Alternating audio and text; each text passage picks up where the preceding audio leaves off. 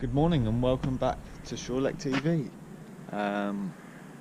First of all, sorry I missed an episode last week. I just honestly completely forgot about it and didn't get around to filming anything. So hopefully I'll make up for it this week. This video is just some external lighting we're going to be installing at a new lodge park. There's 10 new lodges. Basically what it is, a lot of them haven't got very good outside lighting, where people pull up to each lodge. Say if you pulled up here at night, you probably wouldn't be able to see what you're getting out of your actual car. It is in the middle of like a little foresty area, so light isn't that good. So what we're doing is installing a few floodlights here and there, also installing a couple of external lights by hot tubs that weren't installed originally. We did start yesterday, but unfortunately I forgot my SD card, so I couldn't actually film anything, which is a good start. So I'll show you a couple of things we've already done, and then I'll show you a couple of the ones we're putting up today in progress. So I'm now inside one of the new lodges. This is a 2-bed one, and I'll give you a quick look. They're nice and plush. Nice downlights everywhere, nice spacious bedrooms. This is an ensuite, very nice. Alright, if I show you we've got to put a external light out on this one, just by the path where the cars pull up. But if I show you the one we done here yesterday for the hot tub, I'll just unlock this door. I can't remember what side it was. It's that one. Alright. So yesterday we put up this external light here. Basically all we've done is we've got this bit of conduit up here, hidden around the corner, so it's not too noticeable, but it does blend in with all the other black kind of surfaces on the outside. So what we've done is come out of there, the terminal box, bit of black flex, a few clips, and then up there we've got a stuffing gland on the top. Flex comes out, clip around the top by the soffit, and straight down into the light. The power is derived for that is from this, literally just from this bedside light. It's got a permanent supply there, so the closest one literally just drill through the back there, straight outside, and up in that bit of conduit I just showed you. The light we've got to put up here now is another floodlight, like I just mentioned, and that's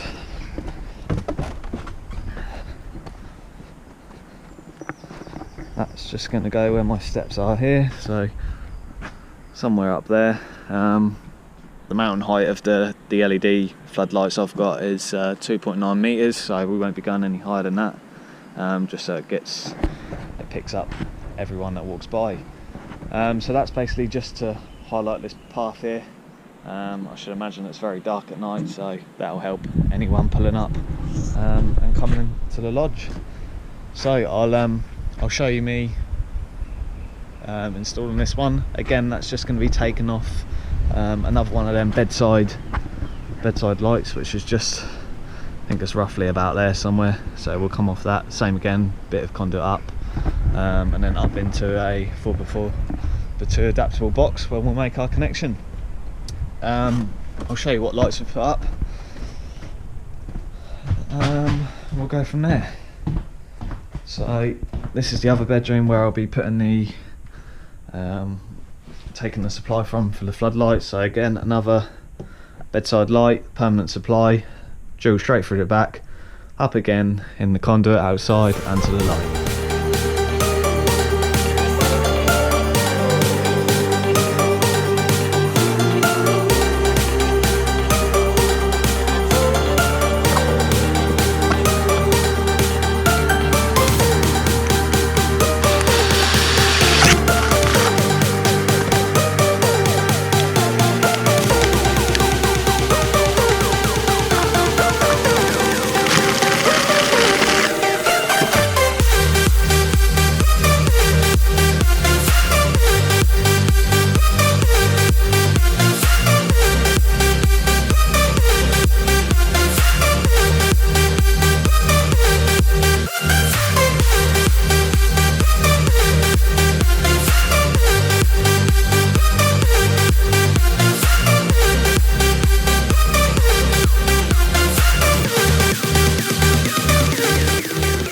so I've got my hole through to the light inside the bedroom that's got the permanent feed.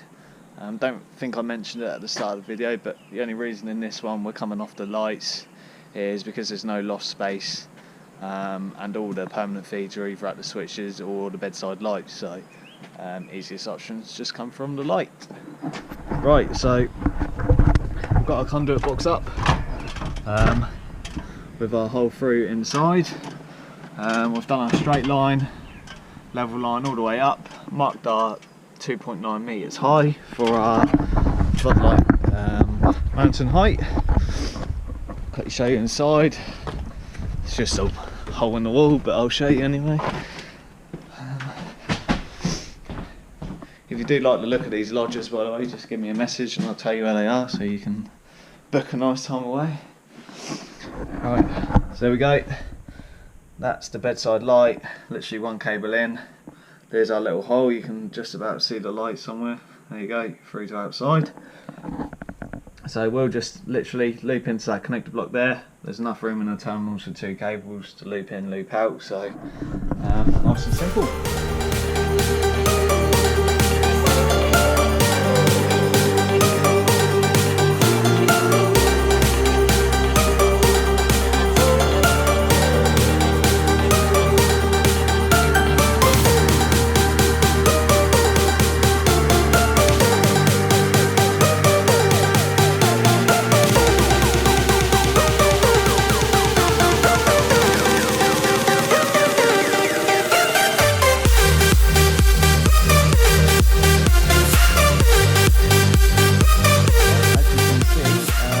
Containment up,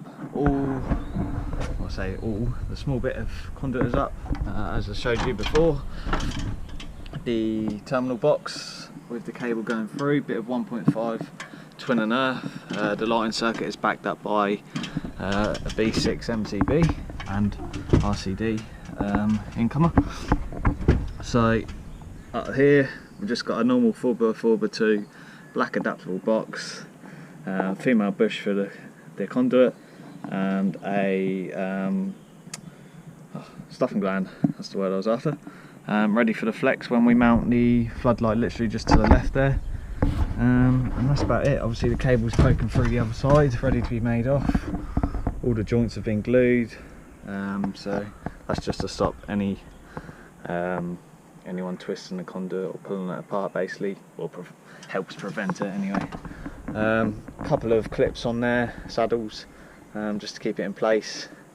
It's kind of hard where to put them on here because obviously the grooves stick out in places further than others. Try to keep it nice and symmetrical anyway. I'm just going to talk a bit more about these adaptable boxes. I get them from Newlec. They're an IP rated adaptable box. Basically what happens is, obviously that's your box, a couple of screw holes at the back. To keep the IP rating, you literally peel these little screw covers off. I'll try and do it with my hands full. So you peel these off, and they're literally just little rubber bits, and they literally insert into these screw holes up here, and that just stops any water ingress coming through the back of the box.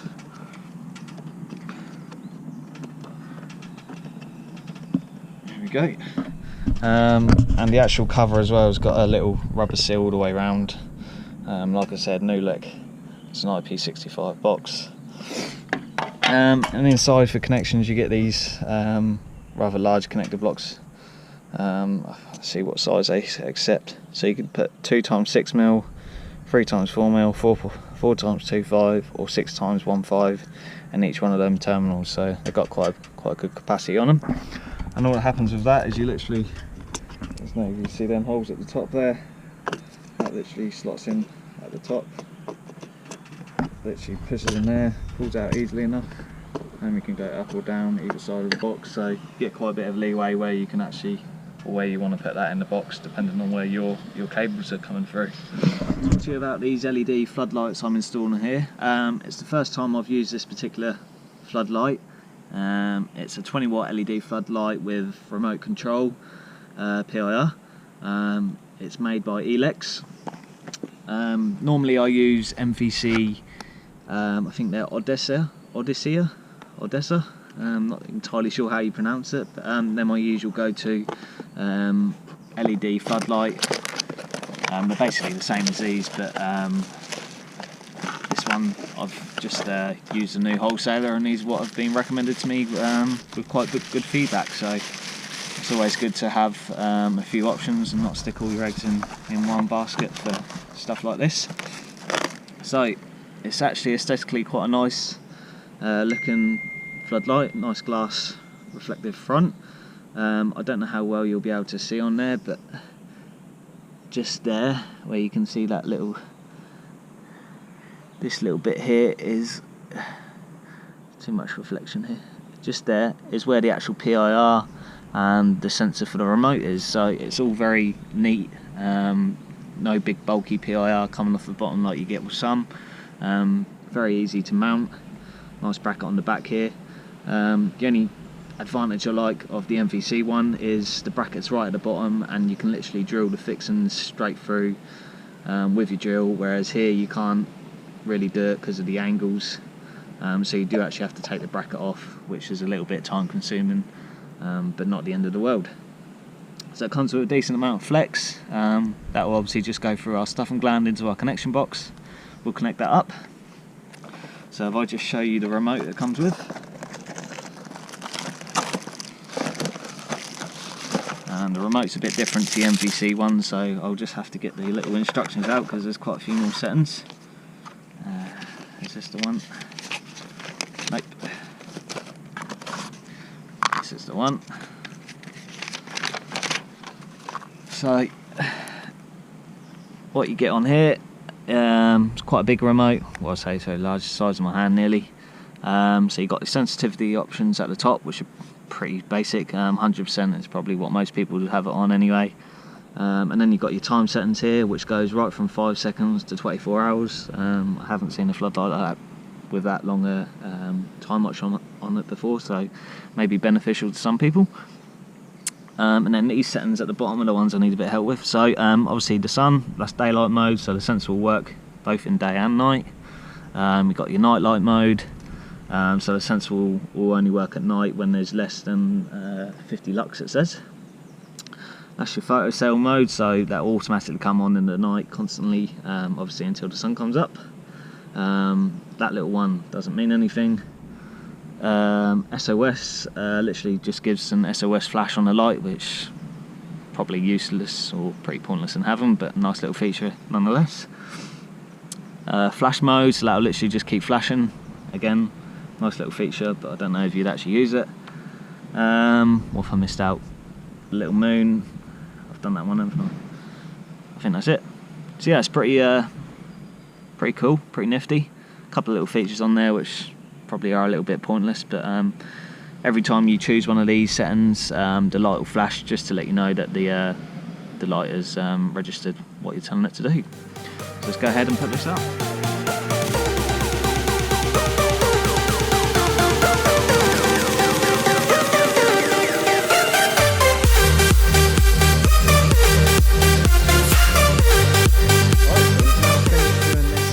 LED floodlight. Here it is in all of its glory. So it doesn't look too bad. All connected up, ready to go. I'll just show you it on. Obviously with this handy remote means you can literally test it. So this button here should turn the light on. He says. Oh no, wrong one. Here we go. So like I said before, it flashes to let you know when it's being given a command. So that's it with, well, that's the look of it with the light on. You can't really tell on the video, but it's quite a nice bright light. Like I said, it's 20 watts. All inside is done. There you go, so that's all back up. These are actually quite nice looking bedside lights, actually. They're LED as well. They give off quite a nice light too. So yeah, all our connection is in there. Just got to have a tidy up, like I said, and that's all done. Alright, so I'm just going to show you another one of the lights we've put up. So this one is just up here. Another one of the 20-watt LEDs. Might be a bit dark for you to see, but there's another adaptable box up there. No conduit on this one. This one's got a loft inside, so we could run the cable above. And that's just going to cover that little parking area there. Also on this one, we've got a... So this one got a hot tub, or the other one? No. Next one along has got a hot tub. And that was the same principle. We've come out here, a point up there, straight up there, and we've run along the soffit. I'll quickly run around here and show you what's around here. It's just another LED on the look right up there. Another LED bulkhead for the hot tub. Up we go.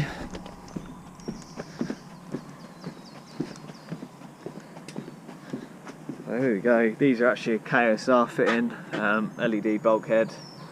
And they come with a little PIR on the bottom, so that'll come on whenever anyone's in the hot tub. Like I said, that's a bit of conduit up there, runs all the way along, and then we go down to a light there. So, and then the last light we've put up is just on this next cabin, to light up this paved area in front, or parking area, and we've got that just up there.